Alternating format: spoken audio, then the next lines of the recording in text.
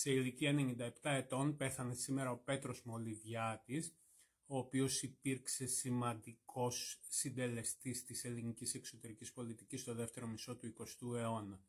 Ήταν στενός συνεργάτης του Κωνσταντίνου Καραμανλή, είχε γεννηθεί το 1928 στη Χίο και διετέλεσε υπουργός εξωτερικών της ελληνικής δημοκρατίας. Επειδή εδώ ονοματολογούμε, θα πούμε για το επώνυμο του Μολυβιάτης, λοιπόν, γεννημένος στη Χίο.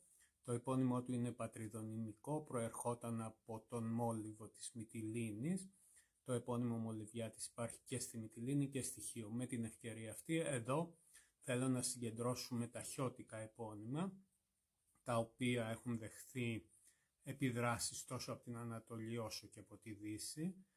Παρουσιάζουν σημαντικές ιδιομορφίες σε ένα πανέμορφο νησί με μεγάλη ναυτική παράδοση. Συγκεντρώνουμε λοιπόν εδώ τα επώνυμα από τη Χίο.